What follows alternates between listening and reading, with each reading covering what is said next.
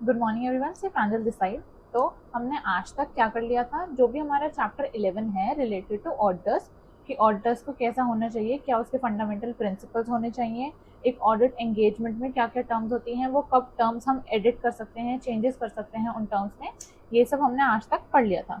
अब जो भी हमारी ऑडिट होती है उसकी क्वालिटी कैसी होनी चाहिए ऑडिट की, वो हम आज पढ़ेंगे, जिसमें हम पढ़ेंगे SQC 1 और SA 220। अब SQC 1 और SA 220 होते क्या क्या हैं, उसमें क्या क्या होता है, SQC 1 और SA 220 में क्या क्या डिफरेंसेस हैं, वो सब हम आज देखेंगे। This is a very important topic for your exams, this और threats to the independence of auditors, जो मुझे लगता है कि जिस पे आपको ज़्यादा फोकस करना चाहिए। और जो भी आपके फंडामेंटल प्रिंसिपल्स हैं वो तो आपको याद हो ही गए होंगे, उसमें इतना कुछ डिफिकल्ट है नहीं। तो आज हम पढ़ेंगे ऑडिट क्वालिटी के बारे में। Okay, let's start. अब we will study about audit quality. Let's say एक ऑडिटर है, वो किसी एक कंपनी का ऑडिट कर रहा है।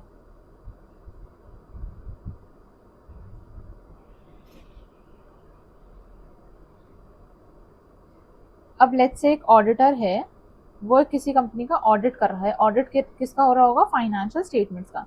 तो जो भी यूजर्स हैं of financial statement, they would want कि जो भी ऑडिट है उसकी क्वालिटी इस लेवल की हो कि हम उस फाइनेंशियल स्टेटमेंट्स के डाटा पे रिलाई कर पाएं to make our investment decisions, या जिस भी चीज़ के लिए वो फाइनेंशियल स्टेटमेंट यूजर्स उस डाटा का यूज़ कर रहे हैं, वो उस डाटा को तभी यूज़ कर पाएंगे जब उस ऑडिट की क्वालिटी इस लेवल की होगी कि वो रिलाई कर पाएं ऑन दी डाटा। अब वो उस डाटा पे कैसे रिलाई कर पाएंगे, जब कुछ स्टैंडर्ड्स होंगे, standards to do a particular audit. एक ऑडिट एंगेजमेंट को कैसे करा जाएगा पूरी तरीके से, कुछ ना कुछ स्टैंडर्ड्स रहेंगे जिसके बेसिस पे ऑडिटर काम करेगा। दो standards would be SQC 1 and SA 220। इन दो स्टैंडर्ड्स के बेसिस पे एक ऑडिटर ऑडिट करेगा। अब इन दोनों में डिफरेंस क्या है, जब हम बोलते हैं SQC 1 तो it will cover everything, audit या कोई रिव्यू एंगेजमेंट या कोई भी अदर एंगेजमेंट। अब रिव्यू क्या होता है, रिव्यू मैंने बोला है कि मैं आपको आगे वाले वीडियोस में करवाऊंगी। कुछ ऑडिट और रिव्यू में क्या डिफरेंसेस है, रिव्यू का स्कोप कम होता है, लेकिन SQC 1 कवर्स एवरीथिंग, कि हर चीज़ में क्वालिटी कैसे मेंटेन करी जाए, चाहे वो ऑडिट हो, चाहे वो रिव्यू हो, चाहे कोई अदर एश्योरेंस एंगेजमेंट हो, अदर एश्योरेंस एंगेजमेंट। लेकिन जो SA 220 है that only covers audit. SA 220 का scope is lower than SQC 1। Second, SQC 1 covers the entire firm, कि जो भी हमारी ऑडिट फर्म है उस पूरी फर्म में कैसे क्वालिटी मेंटेन करी जाए, उस पे SQC 1 बात करता है। And when we talk about SA 220, तो वो सिर्फ एक पर्टिकुलर ऑडिट एंगेजमेंट की बात करता है, कि उस पर्टिकुलर ऑडिट एंगेजमेंट में कैसे क्वालिटी मेंटेन करी जाए। तो जब हम बात करते हैं SQC 1 की, तो इट विल कवर एवरीथिंग जो भी SA 220 में है, लेकिन SA 220 का scope is lower than SQC 1। तो हम स्टार्ट करेंगे विद स्टडिंग SQC 1, उसके बाद we will go to something which has a lower scope, कि आपकी चीजें, ताकि उसमें बेसिकली एवरीथिंग रिमेन्स सेम, बस जो स्कोप है कि किस एरिया पे ये सारी चीजें एप्लीकेबल हैं वो कहीं ना कहीं चेंज होता है, बट वो क्या स्टैंडर्ड्स हैं वो सेम रहेंगे। तो we will start with SQC 1,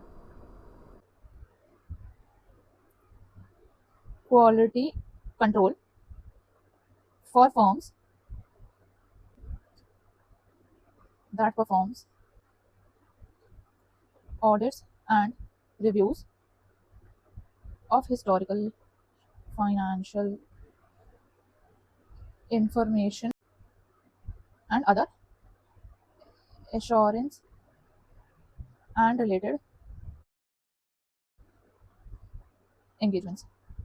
तो हम इसको डिवाइड करके चलेंगे कि क्वालिटी कंट्रोल फॉर फर्म्स जो क्या करती हैं, audits and reviews of historical financial information, जो हमारे फाइनेंशियल स्टेटमेंट्स होते हैं और everything else, and other assurance and related services, कि जिस भी एंगेजमेंट में हम एश्योरेंस दे रहे हैं कि the information that has been audited या reviewed are free from material misstatement due to fraud और एरर, तो उन एंगेजमेंट्स में जो भी फर्म्स पार्टिसिपेट कर रही हैं, जो भी फर्म ये एश्योरेंस दे रही हैं, उन पे जो भी क्वालिटी कंट्रोल लगते हैं उन फर्म्स पे, वो is covered under SQC1।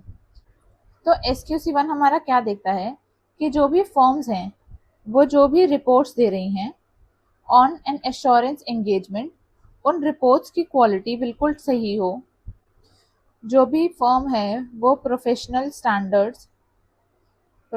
Standards and regulatory compliances पूरे कर रही हो द फर्म, और इन सब को अचीव करने के लिए फर्म ने पॉलिसीज बना रखी हो कि कैसे हम ये ऑडिट क्वालिटी को, ये जो भी हमारी एक्टिविटीज हैं उनकी क्वालिटी को हम कैसे मेंटेन करके रखेंगे, ये एक फर्म को देखना चाहिए, and that is all covered in SQC1। तो SQC1 में क्या कवर है कि एक फर्म है जो एश्योरेंस एंगेजमेंट में इन्वॉल्व है, कोई भी एश्योरेंस रिलेटेड वो सर्विस देती है, तो उसको प्रॉपर रिपोर्ट्स बनानी चाहिए जो कि अप्रोप्रिएट हो, professional standards and regulatory compliance उसको फॉलो करने चाहिए, that is what SQC1 hints eight.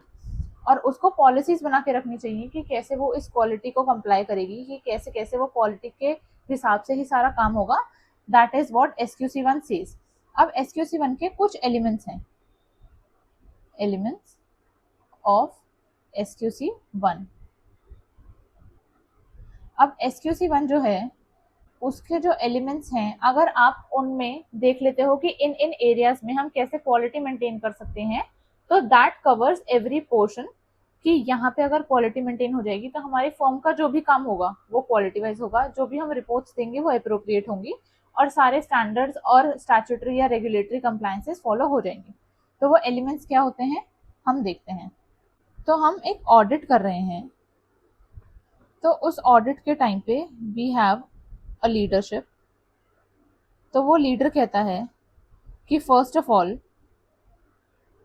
We should be ethical अपनी ऑडिट करते टाइम। फिर जब हम एथिकल हैं देन वी शुड एक्सेप्ट जो भी हमारे क्लाइंट हैं। फिर थर्ड, जब हमने क्लाइंट को एक्सेप्ट कर लिया है तो हम हायर करेंगे ह्यूमन रिसोर्सेस, पूरा लिख देती हूँ, human resources to do that audit. और जब हम वो ऑडिट एंगेजमेंट स्टार्ट करते हैं after employing the human resources, तो ऑडिट एंगेजमेंट हम स्टार्ट करते हैं। फिर जब हमारी ऑडिट एंगेजमेंट हो जाती है तो लास्टली वी विल मॉनिटर कि क्या सारी चीज़ें ठीक से हुई हैं या नहीं हुई हैं। अब हम एक फर्म के पर्सपेक्टिव से सोचेंगे कि एक लीडर है जो भी हमारा पार्टनर है उस फर्म का, वो हमें बता रहा है कि we should be ethical. First of all एक ऑडिट एंगेजमेंट से पहले हमें अपने अंदर से पता होना चाहिए कि वी आर एथिकल। इस ऑडिट को करने के लिए इस ऑडिट एंगेजमेंट में we will be ethical. Ethical होने के बाद ही we will accept the client. जब हमने क्लाइंट एक्सेप्ट कर लिया तो हम देखेंगे कि वो ऑडिट करेगा कौन, ह्यूमन रिसोर्सेज। तो हम ह्यूमन रिसोर्सेज को हायर करेंगे। ह्यूमन रिसोर्स हायर करने के बाद स्टार्ट करेंगे हम उस ऑडिट एंगेजमेंट पे। जब वो ऑडिट एंगेजमेंट हो जाती है तो हम मॉनिटर करेंगे उस ऑडिट एंगेजमेंट के पीरियड में भी, through that audit engagement, and after that audit engagement is completed हम एक बार मॉनिटर करके देख लेंगे कि क्या हमने पूरी ऑडिट ठीक तरीके से करी है या नहीं। तो these 6 are your elements of SQC1। तो लेट्स से हम स्टार्ट करते हैं लीडरशिप से। अब SQC1 कहता है कि we should make policies and procedures ताकि हमारी जो भी ऑडिट क्वालिटी है वो मेंटेन रहे, जो भी हमारे फर्म काम कर रही है, जो भी वो रिपोर्ट्स दे रही है, जिस भी एश्योरेंस एंगेजमेंट में वो इन्वॉल्व है, उसमें सारी हमारी क्वालिटी अच्छी रहे, उसके लिए हमें प्रॉपर पॉलिसीज एंड प्रोसीजर्स बनाने चाहिए। तो फर्स्टली लेट्स से एक CEO है, वो CEO अपने एम्प्लॉयज को बोलेगा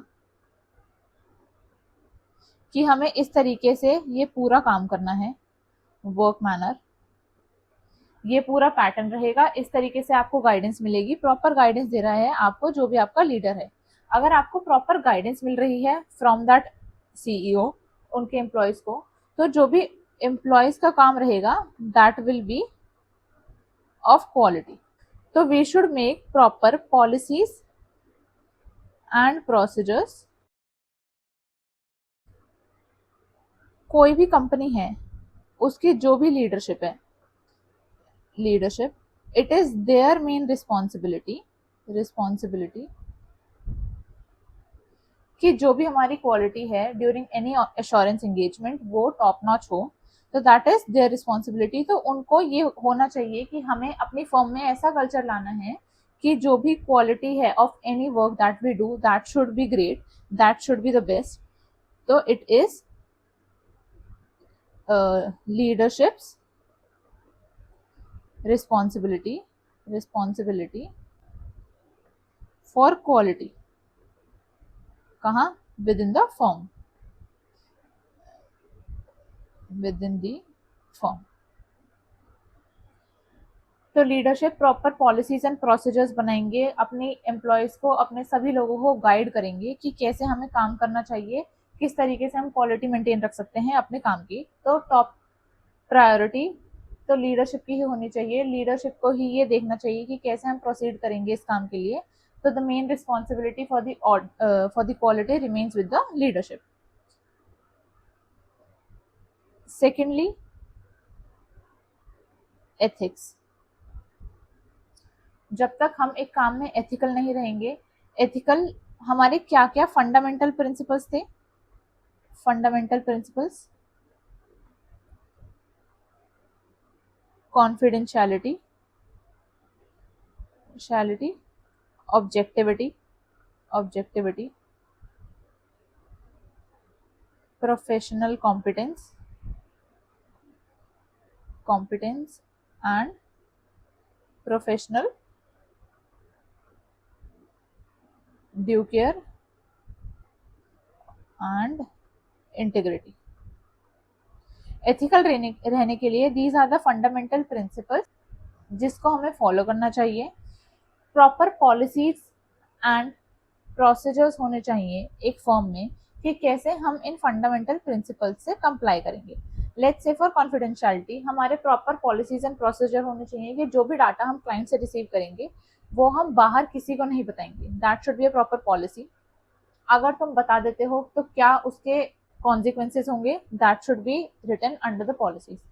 लेट्स से प्रोफेशनल कॉम्पिटेंस, हमारी पॉलिसीज या प्रोसीजर्स में ये मेंशन करा जा सकता है कि जो भी ये एंगेजमेंट है इसमें क्या क्या क्वालिफिकेशंस का बंदा हमें चाहिए, क्या क्या स्किल्स होनी चाहिए उसमें, सो दैट वो उस पर्टिकुलर एंगेजमेंट में एक्सेल कर पाए।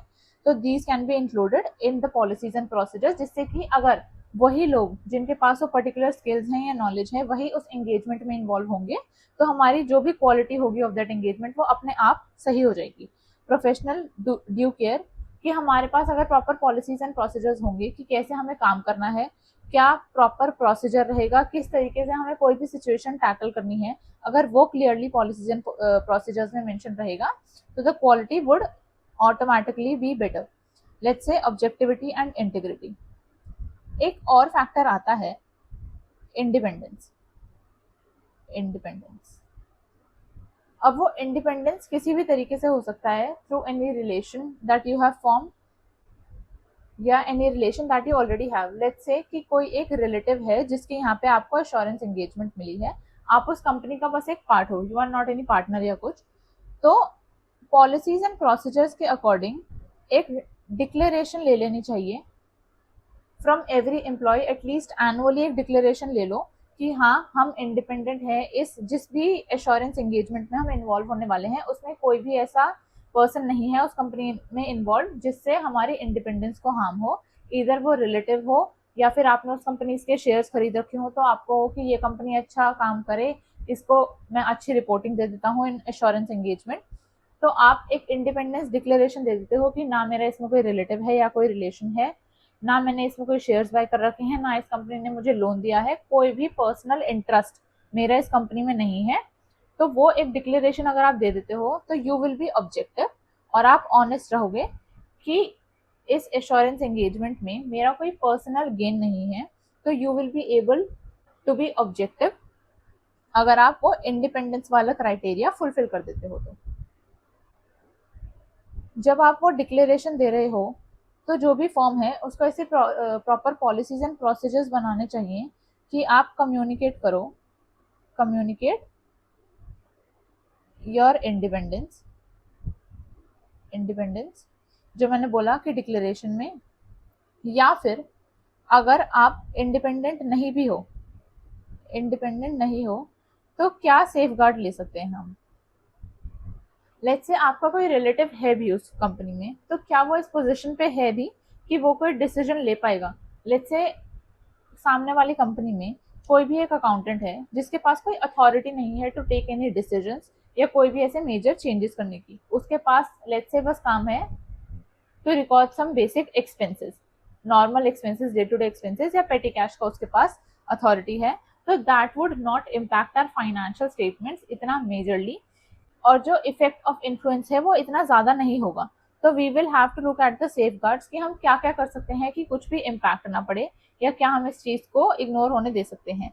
ऑल्सो लेट्स से कुछ आपके शेयर्स हैं, अब लेट्स से रिलायंस है, रिलायंस में आपने एक शेयर खरीद रखा है, उससे कुछ इम्पैक्ट नहीं पड़ेगा ऑन द डिसीजन मेकिंग, या फिर आपको लोन दे रखा है किसी कंपनी ने 1 लाख रुपए का, 500 करोड़ की वो कंपनी है, उसने 1 लाख रुपए का लोन दे रखा है या 50,000 रुपए का लोन दे रखा है, तो that would not effect your independent. लेकिन अगर ये सारी चीजें आपकी इंडिपेंडेंस को इम्पैक्ट कर भी सकती है, तो we would withdraw from that engagement.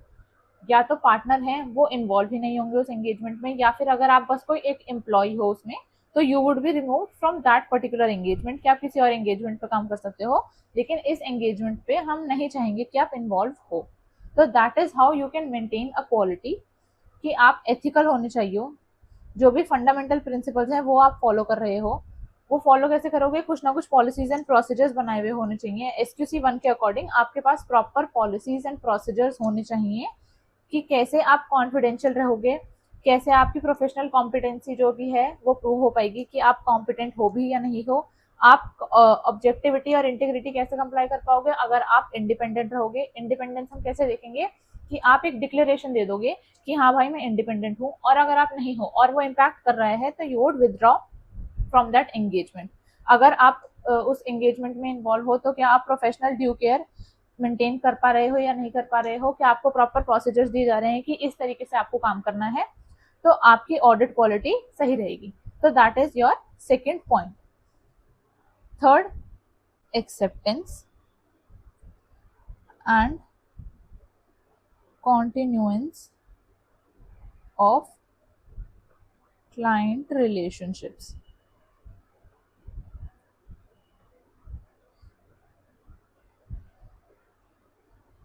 Specific engagements. तो थर्ड, जो भी हमें पॉलिसीज एंड प्रोसीजर्स बनाने हैं रिगार्डिंग एक्सेप्टेंस और कॉन्टिन्यूंस ऑफ क्लाइंट रिलेशनशिप, कि या तो कोई न्यू क्लाइंट हो जो हम एक्सेप्ट करने वाले हों, कोई ओल्ड क्लाइंट हो जिसके साथ हम कंटिन्यू करने वाले हों, या कोई ओल्ड क्लाइंट हो जिसका कोई न्यू एरिया ऑफ वर्क हो जो हम एक्सेप्ट करने वाले हो। तो इन सब एरियाज में हमें क्या क्या देखना चाहिए सो दैट हमारी ऑडिट क्वालिटी मेंटेन रहे, जो भी हमारे एश्योरेंस एंगेजमेंट हैं उनकी क्वालिटी मेंटेन रहे, वो देखेंगे हम। एंगेजमेंट एक्सेप्ट करने वाले हैं या कंटिन्यू करने वाले हैं, सबसे पहले हम देखेंगे कि क्या हम कॉम्पिटेंट हैं। सेकेंडली, क्या हम कंप्लाई कर पाएंगे, कंप्लायंस विद जो भी हमारी एथिकल रिक्वायरमेंट है, कि फर्स्ट ऑफ ऑल क्या हमारे पास इतनी स्किल, नॉलेज, जो भी हमारे ह्यूमन रिसोर्सेज हैं क्या वो इनफ हैं कि हम ये ऑडिट एंगेजमेंट एक्सेप्ट कर पाए। लेट्स से हमारे पास इतना स्टाफ ही नहीं है कि हम वो एश्योरेंस एंगेजमेंट अच्छी तरीके से कंप्लीट कर पाएंगे, लेकिन इवन इफ हमारे पास प्रॉपर ह्यूमन रिसोर्स मैनेजमेंट नहीं है, प्रॉपर स्किल्स नहीं है, नॉलेज नहीं है, तो वी आर नॉट कॉम्पिटेंट। और तब भी अगर हम ऐसे एंगेजमेंट को एक्सेप्ट कर लेते हैं तो ऑब्वियसली उसकी quality would not be as great as it would have been अगर हम कॉम्पिटेंट होते तो इस केस में we should not accept such engagement जिसके लिए हम कॉम्पिटेंट ही नहीं है। Second, ethical requirement. क्या हम एथिकल रह पाएंगे? क्या हम इंडिपेंडेंट हैं? क्या हम ऑब्जेक्टिव रह पाएंगे? क्या हम ऑनेस्ट रह पाएंगे इस एंगेजमेंट में? जो भी हमने फैक्टर्स पढ़े थे इन दी एथिक्स पोर्शन, क्या उससे हम कंप्लाई कर पाएंगे? अगर ये सब हो भी जाता है तो लास्टली इंटेग्रिटी ऑफ क्लाइंट, कि हम तो सब कुछ ठीक कर रहे हैं, हमारी तरफ से सब कुछ सही है, लेकिन जो क्लाइंट है क्या उसकी इंटेग्रिटी सही भी है या नहीं है, क्या वो ऑनेस्ट है या नहीं है। अब कुछ एरियाज हैं, कुछ फैक्टर्स हैं जिससे हमें पता चलता है कि उसकी इंटेग्रिटी कैसे चेक करी जाए। ये कुछ फैक्टर्स हैं जो हमें चेक करने चाहिए। अब लेट्स से एक क्लाइंट है, एक कंपनी है, याद करवाने के लिए I can give you a mnemonic, लेकिन अगर इतने सारे निमोनिक्स हो जाएंगे तो आप उन निमोनिक्स में ही कंफ्यूज हो जाओगे कि कौन सा निमोनिक किस एरिया के लिए था, किस टॉपिक के लिए था। तो इट वुड बी बेटर कि आप टॉपिक समझ लो एक बार क्या है, वो टॉपिक एक्चुअली अप्लाई करके देखो और उससे आपको सारे फैक्टर्स याद आते जाएंगे। लेट्स से हम एक एंटिटी या एक एश्योरेंस एंगेजमेंट को एक्सेप्ट करने वाले हैं, एक क्लाइंट को एक्सेप्ट करने वाले हैं, एक कंपनी है। अब जो हमारी ये कंपनी है उसकी ऑनेस्टी, इंटेग्रिटी देखने के लिए सबसे पहले हम देखेंगे कि who are the owners, right, first thing. Second, जो ये कंपनी है उसमें होता क्या है, व्हाट इज हैपनिंग उस कंपनी में, कि क्या कोई इलीगल काम तो नहीं हो रहा। आई विल टेल यू कि स्पेसिफिक पॉइंट्स क्या हैं, लेकिन आप ये देखते जाइए कि अगर हम ये चेक कर रहे हैं कि एक कंपनी ऑनेस्ट है या नहीं है, उसके ओनर्स ऑनेस्ट है या नहीं है, तो उसके लिए हमें बेसिक बेसिक चीजें क्या देखनी होंगी। एक कंपनी है, पहली बात उस कंपनी के ओनर्स क्या हैं, कैसे हैं, ठीक है। सेकंड, उस कंपनी में हो क्या रहा है। थर्ड, कंपनी है या उसके ओनर्स हैं उनका एटीट्यूड कैसा है। फोर्थ, क्या इस एंगेजमेंट के लिए वो काफी ज्यादा बार्गेन कर रहे हैं कि जो भी ऑडिट फीस है वो लो से लो रखो। क्या वो इस चीज के लिए प्रेशराइज कर रहे हैं आपको कि वो खुद इतना ऑनेस्ट नहीं है, वो खुद ऐसा नहीं चाहते कि हमारा अच्छी क्वालिटी का ऑडिट हो या जो भी एश्योरेंस एंगेजमेंट वो हो, तो दे आर ट्राइंग कि जो भी हमारी फीस है वो लो से लो रहे। फिफ्थ, उस कंपनी में क्या ऐसी चीजें हैं जो वो आपको दिखा नहीं रहे हैं। लेट्स से आप कंपनी में गए हो, वहां पे कुछ क्लोज्ड डोर्स हैं, कि आपको वो सारी चीजें नहीं बता रहे हैं कि क्या हम इस कंपनी में करते हैं, क्या इस कंपनी में होता है, every aspect of the company you do not know. कुछ ऐसे फैक्टर्स हैं जो मिसिंग हैं। तो क्या ऐसे कोई फैक्टर्स हैं उस कंपनी में, कुछ इलीगल हो रहा है कि उस कंपनी में। आपको अगर ये पता चलता है कुछ इलीगल हो रहा है तो obviously that company is not honest. And seven, कि why are they hiring you. Let's say कि एक ये न्यू एंगेजमेंट है, तो वो आपको हायर क्यों कर रहे हैं, जो भी उनका प्रीवियस ऑडिटर था उसको वो फिर से हायर क्यों नहीं कर रहे हैं। हो सकता है कि उस ऑडिटर को ऐसा कुछ पता चला हो कि वो ना चाहते हो कि ये हमारी ऑडिट एंगेजमेंट कंटिन्यू करे या एश्योरेंस एंगेजमेंट कंटिन्यू करे, या कुछ भी डिस्प्यूट्स हो गए हो कि उस ऑडिटर ने बोला हो कि ये चीज ऐसे नहीं होनी चाहिए, which is the honest thing, लेकिन कंपनी ने मना कर दिया हो। तो you should always look into कि क्यों वो ऑडिटर को नहीं चाहते अपने प्रीवियस ऑडिटर को हायर करना। So these are the factors.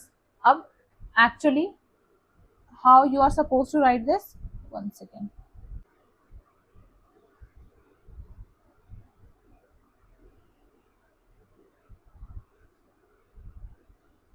Who are the owners?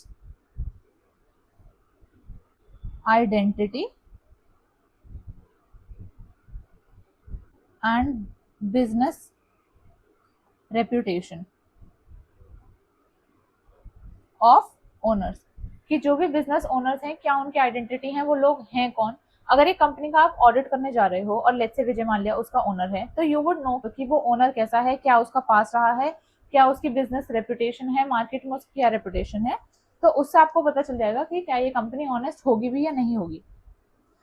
Next कि नेचर ऑफ बिजनेस, कि किस चीज का वो काम करते हैं, ये आपको पता होना बहुत जरूरी है। थर्ड, उनका एटीट्यूड कैसा है towards let's say accounting standards, controls, internal controls, जो भी मैनेजमेंट है या टीसीडब्ल्यूजी है, वो इस तरीके से अकाउंटिंग स्टैंडर्ड्स को इंटरप्रेट करते हैं या इंटरनल कंट्रोल्स को इंटरप्रेट करते हैं जो उनके लिए बेनिफिशियल हो, या दे आर वेरी अग्रेसिव कि इसी तरीके से आपको इन अकाउंटिंग स्टैंडर्ड्स को इंटरप्रेट करना चाहिए या इंटरनल कंट्रोल्स को अप्लाई करना चाहिए। दे मस्ट हैव क्रैक्ड कि इस तरीके से अगर हम ये अकाउंटिंग स्टैंडर्ड्स को इंटरप्रेट करते हैं that is beneficial for us, चाहे that is the actual interpretation और नॉट। तो अगर वो अपने ही इंटरप्रिटेशन को लेके बहुत एग्रेसिव हैं कि इसी तरीके से होना चाहिए, दैट इज एन इंडिकेशन कि may be they are not being completely honest. Bargaining, keeping fees as low as possible,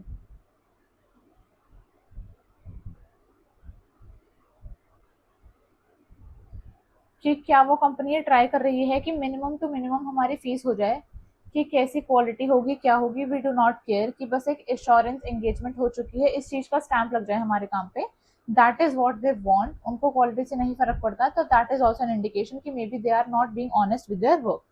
close doors, basically limitation on scope, कि जो भी एंगेजमेंट है उसमें जो भी स्कोप है ऑडिटर का, उस स्कोप पे वो काफी लिमिटेशंस लगा देते हैं कि हम आपको ये डाटा प्रोवाइड नहीं करवाने देंगे या करवा पाएंगे, या फिर इस बंदे से हम आपको बात नहीं करने दे सकते।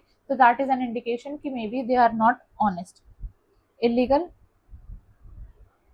Money laundering,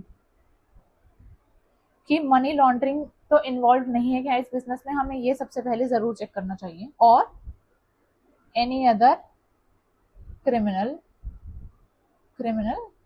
activity. And fifth, why are they hiring you, आपको ये हमेशा इंश्योर करना चाहिए कि जो भी प्रीवियस ऑडिटर है वो क्यों छोड़ के गया था ये फॉर्म, या फिर ये उसको फिर से हायर क्यों नहीं कर रहे हैं, क्या रीजन रहे हैं। मे बी वहां से आपको कुछ एक ऐसी इंडिकेशन मिल जाए जो ये बताती हो कि ये कंपनी ऑनेस्ट नहीं है, आपको इसके एंगेजमेंट एक्सेप्ट नहीं करनी चाहिए। अब लेट्स से आपने जब ये सारे फैक्टर्स देखे और आपने ये देखा कि हम कॉम्पिटेंट हैं, हम एथिकल रिक्वायरमेंट से कंप्लाई कर पाएंगे और जो क्लाइंट है वो भी ऑनेस्ट है, तो आप वो ऑडिट एंगेजमेंट एक्सेप्ट कर लेते हो। अब आफ्टर एक्सेप्टेंस कुछ चीजें आपको पता चलती हैं, कुछ रिविलेशंस होते हैं, कुछ डाटा आपको मिलता है जो अगर आपको पहले मिल जाता, इफ रिसीव्ड अर्लियर, तो शायद आप वो ऑडिट एंगेजमेंट एक्सेप्ट ना करते। जो भी वो डाटा है वो इस चीज पे मैटर करता है कि आप वो ऑडिट एंगेजमेंट एक्सेप्ट करते या ना करते। और अगर वो डाटा आपको एक्सेप्ट करने के बाद मिलता है तो फर्स्ट ऑफ ऑल आप देखेंगे कि क्या कोई प्रोफेशनल और रेगुलेटरी रिक्वायरमेंट है टू रिपोर्ट टू मैनेजमेंट और टीसीडब्ल्यूजी, कोई रेगुलेटरी अथॉरिटी। आपको ये देखना होगा कि क्या कोई मेरी रिस्पॉन्सिबिलिटी बनती है कि मैं इस चीज़ पे रिपोर्ट करूं, कि अगर मुझे ये चीज़ें पता होती तो मैं ये ऑडिट एंगेजमेंट एक्सेप्ट ही ना करता। एंड ऑल्सो अगर पॉसिबल है, इफ पॉसिबल विदड्रॉ, कि आप उस एंगेजमेंट में कंटिन्यू करो ही ना, आप उस एंगेजमेंट से विड्रॉ कर लो, कि अगर आपके ऊपर कुछ लिमिटेशंस हैं या कुछ आपको ऐसा इंफॉर्मेशन बाद में पता चलता है जिसकी वजह से आप वो एंगेजमेंट कंटिन्यू नहीं कर पाओगे, आप वो ऑडिट क्वालिटी मेंटेन नहीं कर पाओगे, आपकी फर्म वो ऑडिट क्वालिटी मेंटेन नहीं कर पाएगी, तो you should withdraw from that engagement. Okay, human resources.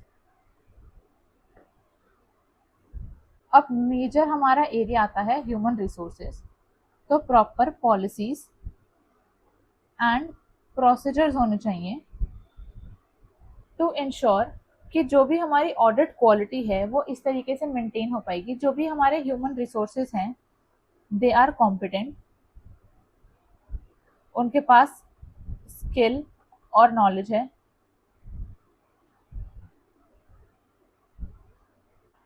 वो एथिकली कंप्लाई कर पाएंगे, जो भी हमारे प्रोफेशनल स्टैंडर्ड्स हैं और लीगल या रेगुलेटरी रिक्वायरमेंट्स हैं उनसे कंप्लाई कर पाएंगे, उनके पास कैपेबिलिटीज हैं इतनी कि वो उस पूरे एंगेजमेंट में अच्छी तरीके से परफॉर्म कर पाएंगे। अब ये सब देखने के लिए we should have policies and procedures to ensure कि हमारे जो भी ह्यूमन रिसोर्सेज हैं वो कॉम्पिटेंट हैं, उनके पास प्रॉपर स्किल्स हैं या नहीं है, नॉलेज है या नहीं है, कैपेबिलिटी है, क्या वो एथिकल रह पाएंगे या नहीं रह पाएंगे, या फिर वो लीगल या रेगुलेटरी रिक्वायरमेंट से कंप्लाई कर पाएंगे या नहीं कर पाएंगे। उसके लिए प्रॉपर पॉलिसीज एंड प्रोसीजर्स होनी चाहिए। अब कैसे पॉलिसीज और procedures? Let's say for recruitment के टाइम पे वी शुड इंश्योर कि क्या उसकी एजुकेशन है, क्या उसकी स्किल्स हैं, क्या एरिया ऑफ वर्क उसने पहले से कर रखा है, कैसा उसका एक्सपीरियंस है। Also compensation in terms of giving their best, जो भी हमारी कॉम्पनसेशन है that should be at par with the skills of that particular person. अगर वो कॉम्पनसेशन इनफ नहीं रहेंगी तो may be it would hamper the quality of the work. तो वी शुड इंश्योर कि जो भी पॉलिसीज एंड प्रोसीजर्स हैं उसमें कॉम्पनसेशन भी इंक्लूडेड है। ऑल्सो ट्रेनिंग, कि हम प्रॉपर ट्रेनिंग दे रहे हैं अपने एम्प्लॉयज को या नहीं दे रहे हैं, सो दैट हमारी जो भी एंगेजमेंट है वो प्रॉपर ऑडिट क्वालिटी मेंटेन करके चले। ट्रेनिंग के बाद इवैल्यूएशन परफॉर्मेंस की, कि जो भी हम परफॉर्मेंस कर रहे हैं, जो भी हमारे एम्प्लॉयज परफॉर्म कर रहे हैं, उनके लिए प्रॉपर इवैल्यूएशन होनी चाहिए कि क्या वो ठीक से परफॉर्म कर रहे हैं नहीं, क्या उनमें इम्प्रूवमेंट हो सकती है। अगर वो इम्प्रूवमेंट होनी है तो हम नेक्स्ट ट्रेनिंग में वो इम्प्रूवमेंट करेंगे। तो इसके रिगार्डिंग अगर proper policies and procedures maintain है तो वी कैन मेक श्योर कि ये हमारे सारे एस्पेक्ट कवर हो जाते हैं, सो दैट जो भी हमारी ह्यूमन रिसोर्सेज हैं हम उनको ऑप्टिमली यूज कर पा रहे हैं, उनकी पूरी क्वालिटीज एंड जो भी कैपेबिलिटीज हैं उनका अच्छे से यूज कर पा रहे हैं, टू मेक श्योर कि जो भी हमारी फर्म है वो सब लोग मिलके एक अच्छी ऑडिट क्वालिटी या एश्योरेंस क्वालिटी एंगेजमेंट परफॉर्म कर पाए। इसमें आपको कुछ याद करने वाला नहीं रहेगा, एक इस सब को इंक्लूड करके you will create a paragraph. जब हम क्वेश्चन आंसर करेंगे तो I will let you know कि कौन सा पॉइंट हम किस मैनर में लिखेंगे। जैसे ये वाला आपको याद करना होगा कि हम इंटीग्रिटी कैसे चेक करेंगे, क्योंकि इससे रिलेटेड डायरेक्ट क्वेश्चन आ सकता है। लेकिन when it comes to human resources एक बेसिक आपको आइडिया होना चाहिए कि हम क्या पॉलिसीज एंड प्रोसीजर्स बना सकते हैं, उन पॉलिसीज एंड प्रोसीजर्स से चेक क्या क्या होगा कि क्या क्या चीज़ें उस ह्यूमन रिसोर्स में हैं भी या नहीं है, एंड उसको हम कैसे इम्प्रूव कर सकते हैं, कैसे हम उस एम्प्लॉय को रिटेन करके रख सकते हैं if it is helping in our audit और assurance engagement. Fifth, engagement performance. ये आ गया हमारा मेन वर्क जो हम करेंगे ड्यूरिंग द एंगेजमेंट।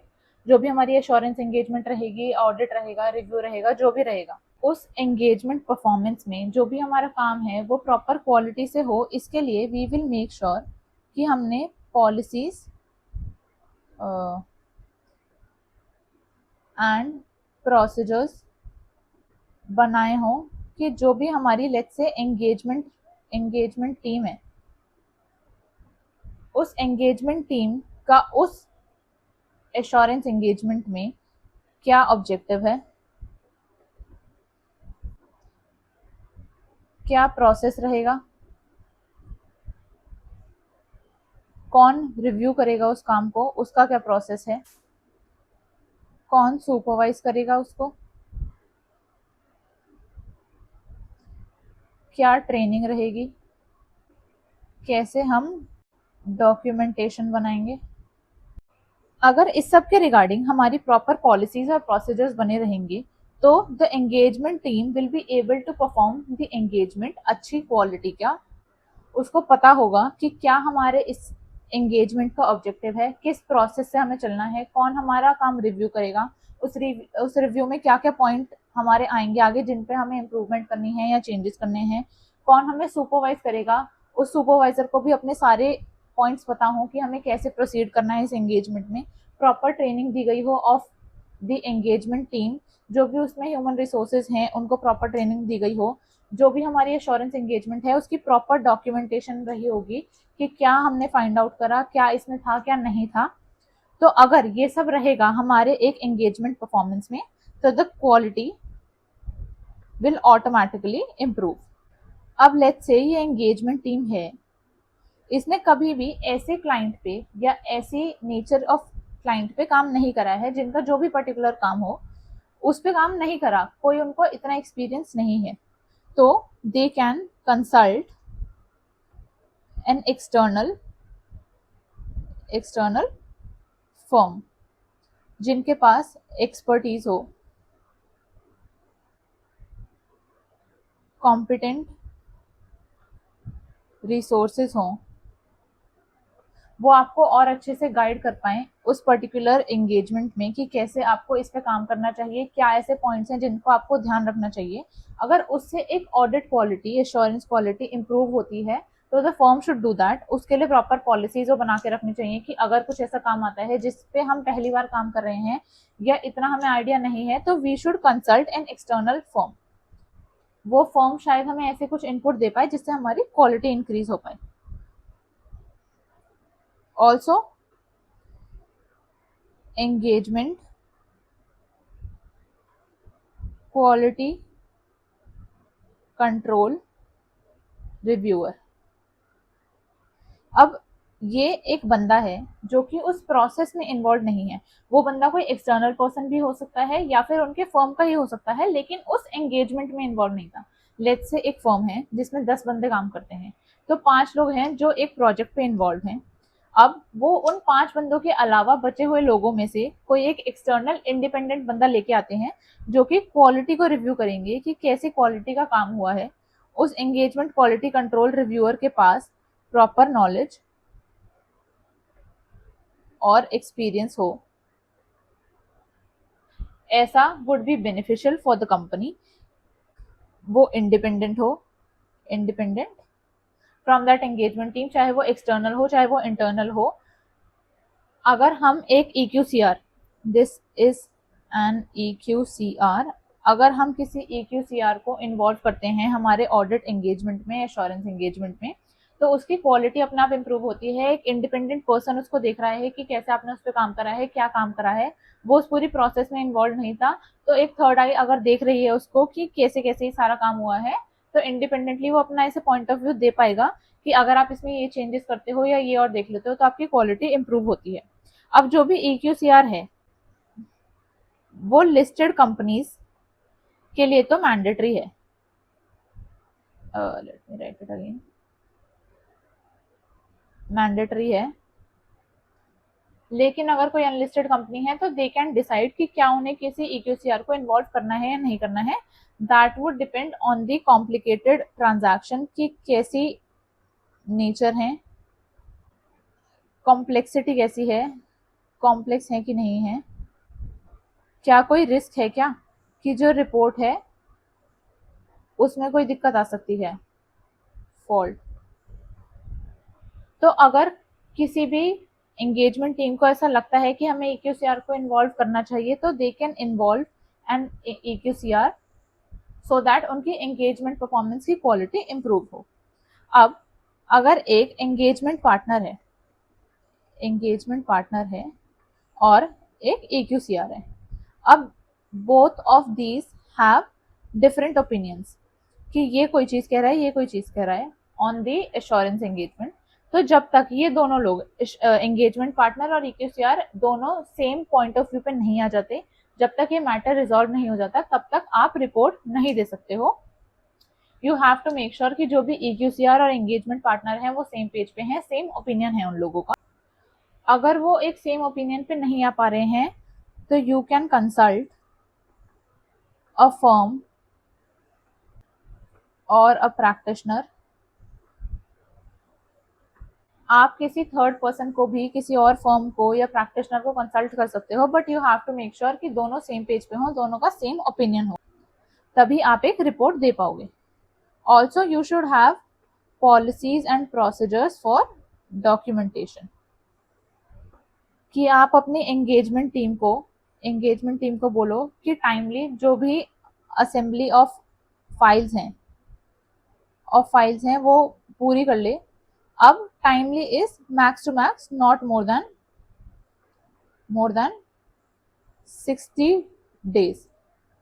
60 डेज के अंडर पूरी डॉक्यूमेंटेशन कंप्लीट हो जानी चाहिए एक एंगेजमेंट की। जैसे ही वो एंगेजमेंट खत्म होती है, फ्रॉम दैट डे 60 डेज के अंदर सारी फाइल्स का कंपाइलेशन हो जाना चाहिए। एंगेजमेंट टीम को वो मेंटेन कर लेना चाहिए।